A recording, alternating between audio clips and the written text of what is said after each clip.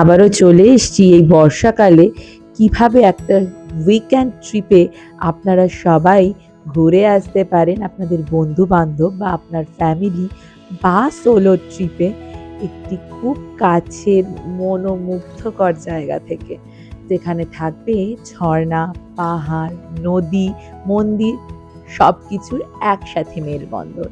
আর যেখানে বর্ষায় আপনি উপভোগ করতে পারবেন বিভিন্ন সুন্দর সুন্দর ছোট বড় নাম জানা চেনা অচেনা জলপ্রপাতের সৌন্দর্য। এখানকার সৌন্দর্য নিদর্শন দেখলে আপনি নিজেও প্ল্যান করে ফেলবেন আমাদের মতোই এই জায়গায় ঘুরতে আসা। আজকে আমাদের গন্তব্য বিহারের সাসারামে, আর সেই জায়গা ঘুরে দেখাবো আমার চোখ দিয়ে আপনাদেরকে, এবং আপনারা যাতে খুব শিগগির এবং খুব সহজে এই বর্ষাকালে এই ছোট্ট উইকেন্ড ট্রিপটা প্ল্যান করে ঘুরে যেতে পারে এই সুন্দর একটি ছোট্ট শহর বিহারের সাসারাম থেকে। তো কথা না বাড়িয়ে আজকে এই সিরিজের প্রথম পর্বের ভিডিওটি আমি শুরু করছি। আপনারাও চলুন আমার সাথে দেখে নেবেন আজকের এই সুন্দর একটি উইকেন্ড ট্রিপের প্ল্যান, যেখানে আপনারা খুব সহজেই ঘুরে আসতে পারবেন একটা ছোট্ট ছুটিতে।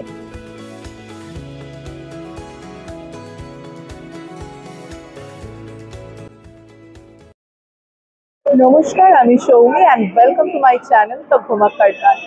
আজকে 25শে আগস্ট 2025, আর আমরা চলেছি এক নতুন সফরের জন্য। আর আজকে আমাদের গন্তব্য বিহারের সাসারাম। ট্রেন নাম্বার 12381 পূর্বা এক্সপ্রেসে করে আমরা রওনা দেব সাসারামের উদ্দেশ্যে। এখন সকাল 7:30 বাজে, অলরেডি পূর্বা দিয়ে দিয়েছে। সকাল 8:15 ছাড়ার কথা এবং আজকে বিকেলেই 4:08 গিয়ে সাসারামে পৌঁছানোর কথা। তো এই ট্রিপে আমি আপনাদের বিভিন্ন ধরনের ইনফরমেশন দেবো যে 3 রাত্রি 4 দিনে কিভাবে একটা ছোট্ট সফর আপনারা আপনাদের কাছে এই সাসারামে ঘুরে কাটিয়ে আসতে পারেন। আজকে আমাদের ট্রেন সকাল 8:15 ছিল, পূর্বা এক্সপ্রেস, আর আমরা সাসারাম পৌঁছালাম বিকেল ঠিক 4:08, একদম ঠিক টাইমে পূর্বা এসে সাসারাম জাংশনে পৌঁছেছে। তো আমরা এখন জাংশন থেকে বেরিয়ে 7 নম্বর প্ল্যাটফর্ম দিয়ে বেরিয়ে এখন আমরা আমাদের হোটেলের দিকে যাব। এখন আমরা আমাদের হোটেলে চেক ইন করলাম। তো আমি আগে হোটেলটা দেখিয়ে দিই, তারপরে আপনাদের বাকি ইনফরমেশন গুলো দেবো। আমাদের করিডোর, আমাদের ফার্স্ট ফ্লোরেই দেওয়া হয়েছে রুম নাম্বার। তো এটা আমাদের রুম নাম্বার 107। আমাদেরটা এসি ডিলাক্স রুম। এটা বড় আয়না আছে। আর আমাদের হোটেলটা কিন্তু সাসারাম জাংশনের 7 নম্বর প্ল্যাটফর্ম থেকে বেরিয়েই ঠিক 50 মিটার মতন হাঁটলেই হোটেল নন্দন। এখানে একটা কিং সাইজ বেড আছে, পাশে বেড সাইড টেবিল, এরকম দুটো চেয়ার, একটা সেন্টার টেবিল, এখানে এরকম ক্যাবিনেটস আছে, ড্রয়ার্স আছে। ওয়াশরুমটাও দেখাই।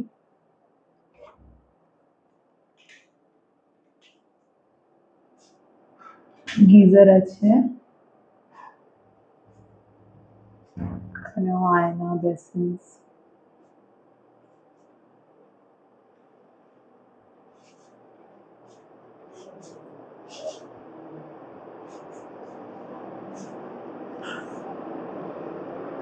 বেশ ভালো। বলি যে আমরা একটা প্যাকেজ বুক করেছি, সেই প্যাকেজের মধ্যে fooding, lodging and site seeing সবগুলো ইনক্লুডেড। আমি তো বললামই যে আমি একটা প্যাকেজ বুক করেছি, সেই সমস্ত ইনফরমেশনগুলো তো নিশ্চয়ই দেবো ভিডিওর লাস্টে।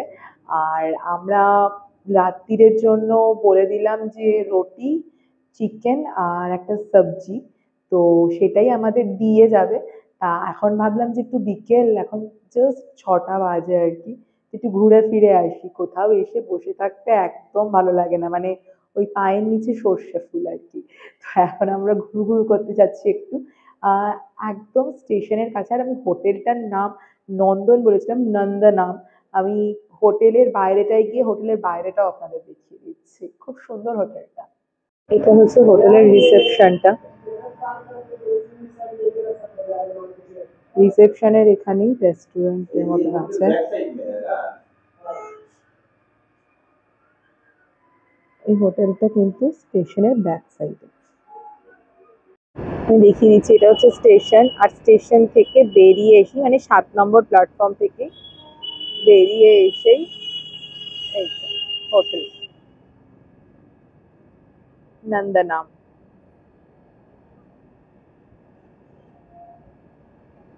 অনেক বড়, বেশ বড় হোটেলটা। নিচে ফ্যামিলি রেস্টুরেন্ট আছে। এই 7 নম্বর প্ল্যাটফর্মে টিকিট ঘরের সামনে প্রচুর দোকান আছে।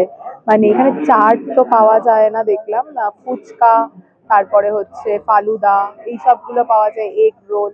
তো আমি এখান থেকে একটা ডবল এগ রোল নিচ্ছি, তা 40 টাকা নিল আর কি। খুব ভালো। আর এখানে ফুচকাও খেলাম, বেশ টেস্টটা খুব সুন্দর। তো বিহারে তো ফুচকা বিখ্যাত। তো এইটা আজকে আমাদের ডিনার। এখানে 2 প্লেট চিকেন কষা আছে। তো ওখানে 4টে করে বোধহয় পিস আছে চিকেনের। আর মিক্সড ভেজ আছে 1 বাটি, আর মানে 1 প্লেট। আর রুটি আছে, স্যালাড আছে, আচার আছে। আমরা তো বিকেলে ঘুরতে গেছিলাম, দেখালামই।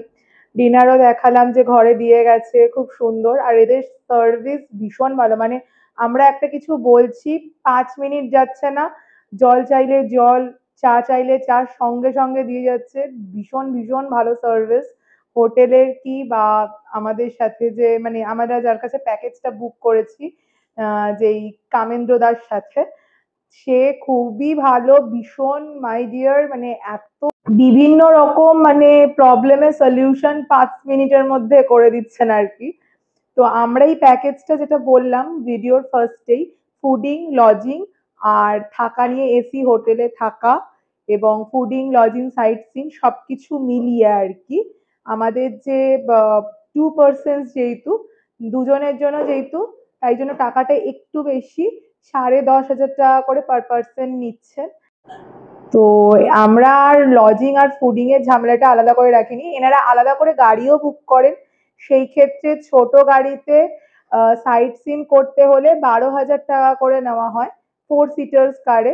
তো আপনারা গাড়িও বুক করতে পারেন। আমি ডেসক্রিপশন বক্সে লিংক দিয়ে দেবো। আপনারা সাসারামে আসলে শুধু সাইট সিন করতে চাইলে বা টোটাল প্যাকেজ বুক করতে চাইলে সেটাও করতে পারেন। আমি ডেসক্রিপশন বক্সে কামেন্দ্রজির নাম্বার এবং সমস্ত ডিটেলস দিয়ে দেবো, আপনারা চাইলে যোগাযোগ করতে পারেন। আর বাকি ডিটেলস তো আরো দেবই। কালকে সকালে তাহলে আবার দেখা হচ্ছে। তাই আজকের মতন গুড নাইট। Good morning. আজকে 22শে আগস্ট 2025। আর আজকে আমাদের সাসারামের দ্বিতীয় দিন। আজকে আমরা সকালবেলায় উঠেছি। তো এখন আমরা ব্রেকফাস্ট করে বেরিয়ে যাব আমাদের আজকের সাইট সিনের জন্য। তো ব্রেকফাস্টে চটজলদি করে নিই, তারপরে আমরা বেরিয়ে পড়বো। তো এখন আমরা ব্রেকফাস্ট করতে চলে এসেছি। ব্রেকফাস্টটা করি, এবার আমরা সাইট সিনের জন্য বেরিয়ে যাব। তো এখানে 2টো আলু পরোটা, আচার, দহি, আর এখানে 4টে পুরি আর এই সবজি দিয়েছে। এই যে আমরা ব্রেকফাস্ট করব, তো চটজলদি করে ব্রেকফাস্টটা সেরে নিই। তো আমি আমাদের ফার্স্ট স্পটে আজকে চলে এসেছি। আর আমাদের আজকে ফার্স্ট স্পট শেরশাহ সূরির সমাধি। তো আমরা এখানে ঢুকবো, তার আগে টিকিট কাউন্টারে এসেছি। টিকিট কাউন্টারে ইন্ডিয়ানদের জন্য 25 টাকা পার পার্সন টিকিট। তো এখানেও রুল হচ্ছে ক্যামেরা অ্যালাউড নয়। মোবাইলে আপনি যত খুশি ছবি তুলতে পারেন, ভিডিও করতে পারেন, কোনো অসুবিধা নেই। অদ্ভুত ব্যাপার, যাই হোক। এখানে আমরা এখন ভেতরে চলে এসেছি শেরশাহ সূরির সমাধিস্থলে। শেরশাহ সূরি কিন্তু মোগল সম্রাট হুমায়ুনকে পরাজিত করে এখানে সুর বংশের প্রতিষ্ঠা করে এবং এইখানে তিনি 5 বছরের মতন শাসন কার্য চালায়। তারপরে অ্যাক্সিডেন্টাল কারণে তার মৃত্যু হয়। তো আমরা এখন ভেতরটায় ঢুকবো। জায়গাটা কিন্তু ভীষণ ভীষণ সুন্দর। আপনারা অতি অবশ্যই এখানে আসবেন। আমি দেখাচ্ছি আপনাদের ভেতরটা। দেখুন এই বাইরের অংশটা কি ভীষণ সুন্দর। এবারে আমরা মেন দরজা দিয়ে, মানে এটা মেন দরজা, এখান দিয়ে ভেতরে ঢুকবো। আর এটা হচ্ছে মেন দরজার জায়গাটা। এখান থেকে ভেতরে প্রবেশ করছি, ওই যে দূরে দেখা যাচ্ছে শেরশাহের যে মানে সমাধি ক্ষেত্রটা, সেটা আমরা আরো এগিয়ে যাব। এই শেরশাহ সুরি সমাধি ইন্দো ইসলামিক একটি স্থাপত্য রীতির নিদর্শন। চলুন এগিয়ে যাই ভেতরের দিকে। আমি যেরকম বলছিলাম যে এই শেরশাহ সুরি যখন 1945 খ্রিস্টাব্দে মারা যায়, তার প্রায় 3 মাস বাদে এই শেরশাহ সুরি সমাধির কাজকর্ম বা যে স্থাপত্য রীতি শৈলীর কাজ, সেইটা কিন্তু শেষ হয়েছিল। এই যে এখন আমরা সিঁড়ি দিয়ে উপরটায় উঠে এসেছি, যেখানে মেনলি সমাধিস্থলটা আছে। চারিদিকটা পুরো একটা ফোর্টের মতন, খুব সুন্দর। আর আরো বেশি ভালো লাগছে চারিদিকে জল আর মাঝখানে এই সমাধিস্থলটা। আমি আপনাদের দেখাচ্ছি, এই দেখুন চারিদিকে বিস্তৃত জলরাশি আর মাঝখানে এই সুন্দর স্থাপত্য রীতিটি গড়ে উঠেছে। এটি সমাধিস্থল, যেখানে সমাধি রাখা আছে। এই সমাধিস্থল দেখা শেষ, এবারে আমরা বেরিয়ে যাব আমাদের নেক্সট গন্তব্যে। আমরা এখন চলে এসেছি আমাদের নেক্সট পয়েন্ট, তারাতারিণী মন্দিরে। এটি তারাতারিণী মন্দিরে ঢোকার রাস্তা। এই আশেপাশে প্রচুর দোকান আছে, আপনি এখান থেকেও পুজো দেওয়ার সামগ্রী কিনতে পারেন। এবং আরো ভেতরে আমি দেখাচ্ছি, এই যে ভেতরটায় এসছি, যে এইখানেও ভর্তি দোকান আছে পুজো সামগ্রী কেনা। এই তারাচণ্ডীর মন্দির কিন্তু একটি সতীপীঠ। এখানে মানা হয় যে মা সতীর ডান চক্ষু পড়েছিল, সেই চক্ষু পড়েছিল বলেই এখানে তারাচণ্ডী নামে পরিচিত এই সতীপীঠটি। এইখান দিয়ে মন্দিরের এন্ট্রান্স এমনি সময় ফাঁকাই থাকে, পুজো দিতে কোনো অসুবিধা হবে না। একদম গর্ভগৃহে ছবি তোলা নিষেধ, কিন্তু এমনি বাইরে আপনারা ফটোগ্রাফি করতেই পারেন। আমরা এখান থেকে পুজোর থালি কিনলাম, মানে ওই প্রসাদ পুজো দেওয়ার জন্য। তো আপনারা এখানে এসে এনার কাছ থেকে কিনতে পারেন। 5 থেকে ফুল কিনলাম। এটা একদম মন্দিরের সামনে, এই যে মন্দিরের এন্ট্রান্স, আর ওনার দোকান হচ্ছে একদম সামনে, আপনারা এখানে এসে কিনতে পারেন। তো আমরা এখন সীতাকুণ্ড দিকে যাচ্ছি। তো এটা রোহতাস মালভূমির মধ্যে পড়ছে এই রেঞ্জটা। তো এখান থেকে আমাদের এন্ট্রি করতে হলো, গাড়ির এন্ট্রি করতে হয়। রাস্তা বেশ খারাপ, রাস্তা ভীষণ খারাপ বটে বললাম, কিন্তু চারিপাশের প্রাকৃতিক সৌন্দর্যটা একবার দেখুন, চোখ জুড়িয়ে যাচ্ছে। সবুজে সবুজ একটা এত সুন্দর ছোট্ট শহর যে লুকিয়ে আছে বিহারের কোলে, সেটা ভাবা যায়? এত সুন্দর জায়গায় না এলে সত্যিই বোধহয় এটা ভাবা যায় না। আমরা যে তারাচণ্ডী মন্দিরে পুজো দিয়ে দিলাম, সেটা দূর থেকে দেখা যাচ্ছে, দেখুন। তো আমি এখন চলে এসেছি মাঝের কুণ্ডে। তো এখানে 3টে নাম দিয়ে আছে। এই মাঝের কুণ্ডটা ওই পেছনের দিকে সীতাকুণ্ড, এবং এরপরে আছে হচ্ছে ধোয়াকুণ্ড। এই 3টে একসাথেই। তো মাঝের কুণ্ডের ভিউটা আমি দেখাচ্ছি, খুব সুন্দর।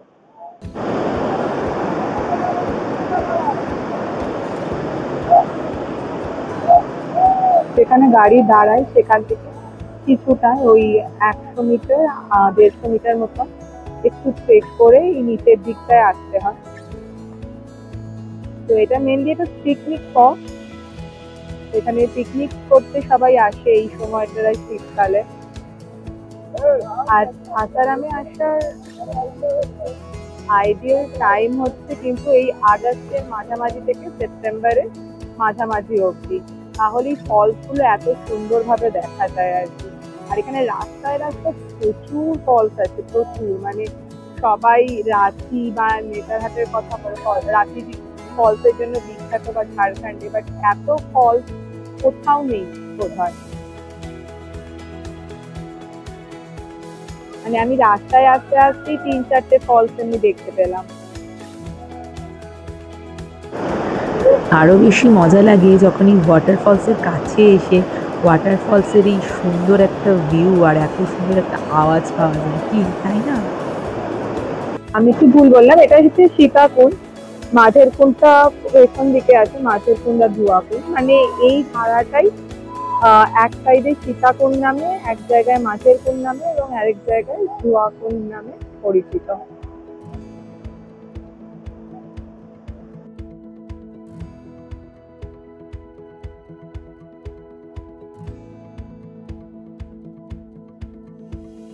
তো আমরা এই সীতাকুণ্ড দেখে এবারে এগিয়ে যাব ধোঁয়াকুণ্ডের দিকে। চলুন আপনারাও আমার সাথে। তো আমি এখন চলে এসেছি ধোঁয়াকুণ্ডের সামনে, আমি আপনাদের ভিউটা দেখাচ্ছি, ভীষণ সুন্দর। দেখুন ভিউটা কি সুন্দর, দারুণ সুন্দর।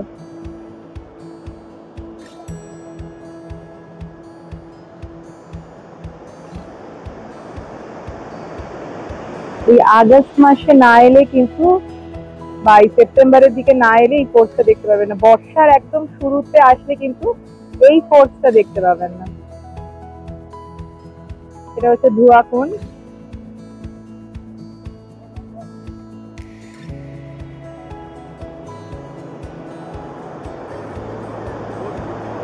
ভীষণই ফোর্সে উপর থেকে নিচে জলটা পড়ছে, আর আওয়াজটা তো বুঝতেই পারছেন কি ভয়ঙ্কর সুন্দর আওয়াজ হচ্ছে। আর তার মধ্যে আজকে সোনায় সোহাগা হচ্ছে, হালকা হালকা বৃষ্টিও পড়ছে, যার জন্য বেশ ফলসগুলো আরো বেশি উপভোগ্য লাগছে। কি সুন্দর জায়গাটা দেখুন। তবে হ্যাঁ, অবশ্যই প্রত্যেকটা জায়গায় যেমন সতর্কীকরণ বার্তা আমি দিয়ে রাখি, সেটা হচ্ছে মজা করবেন সব জায়গায় গিয়ে, কিন্তু অতি অবশ্যই সাবধানে, সমস্ত রকম সাবধানতা বজায় রেখে, সতর্কতা বজায় রেখে তারপরে আপনি যত খুশি মজা করুন। কি সুন্দর। এইবারে আমরা এই সীতাকুণ্ড দেখে চলে যাব আমাদের নেক্সট পয়েন্টে। তো আমরা এখন মাঝের কুণ্ড, সীতাকুণ্ড, ধোঁয়াকুণ্ড দেখে নিচে নেমে এসেছি। এখন আমরা লাঞ্চের জন্য এসেছি জায়গায়। তো আমি ভেজ থালি নিয়েছি আর বাবা একটা ফিশ থালি নিয়েছে, দেখাচ্ছি। এটা হচ্ছে ফিশ থালি, আর একটা ভাজি, মাছ, স্যালাড, ভাত দিয়েছে।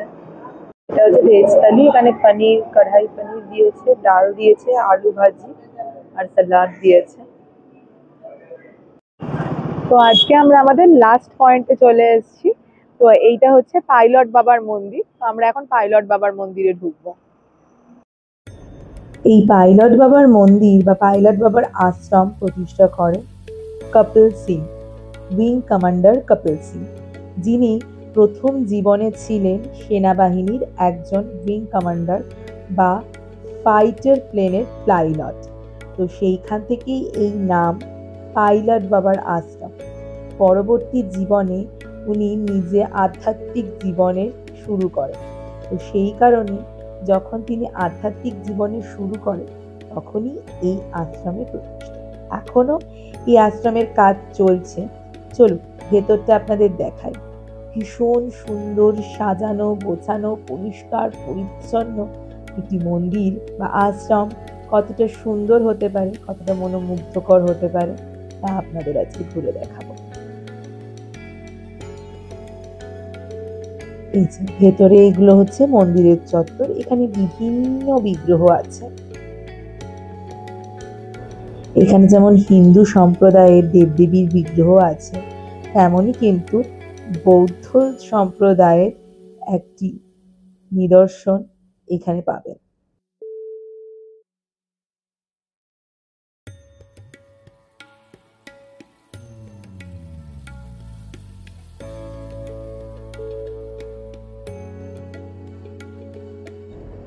দেখে তো বুঝতেই পারছেন কতটা সুন্দর এই ভেতরের পরিবেশটা।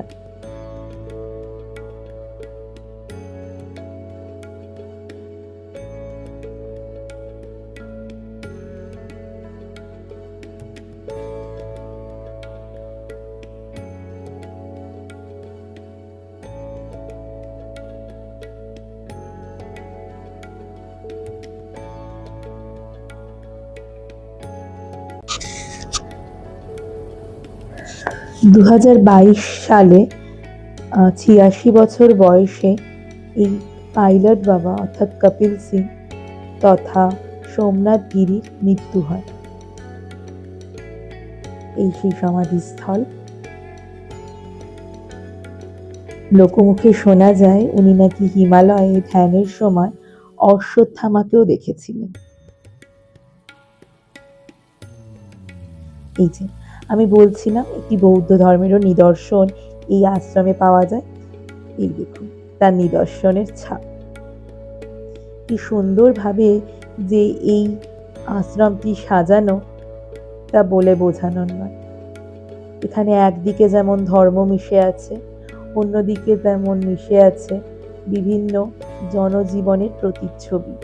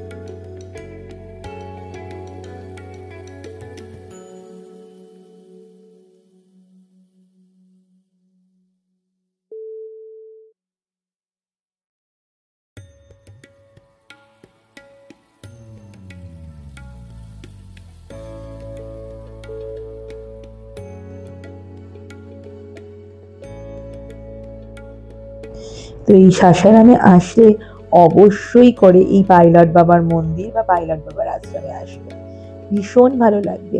এত সুন্দর শান্ত শিষ্ট একটা পরিবেশ যেখানে আপনি একটা সুথিং ফিল করবেন, এখানে অতি অবশ্যই আসবেন। আর এখানকার ভাইব, এখানকার পজিটিভ ভাইব অফকোর্স বলতে গেলে আপনারা উপভোগ করতে পারবেন। খুব ভালো, খুব সুন্দর একটি জায়গা দেখলাম।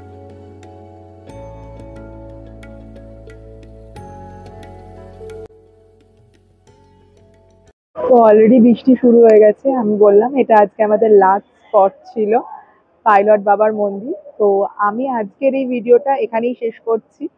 কাল আর পরশুর যে সাইট সিনের ভিডিও সেটি আমার দ্বিতীয় পর্বে আসবে, কারণ একটি পর্বের ভিডিওর মধ্যে করলে ভিডিওটি অনেক বড় হয়ে যাবে, আপনাদেরও দেখতে অসুবিধা হবে। সেই জন্য আজকের এই পর্বের ভিডিও আমি এখানেই শেষ করছি। যদি ভিডিওটি ভালো লেগে থাকে অতি অবশ্যই like, comment, share and subscribe করে আমার পাশে থাকবেন। আর সব থেকে ইম্পর্টেন্ট, ভালো থাকবেন, সুস্থ থাকবেন আর সময় পেলেই ঘুরতে থাকবেন। আজকের মতন টাটা।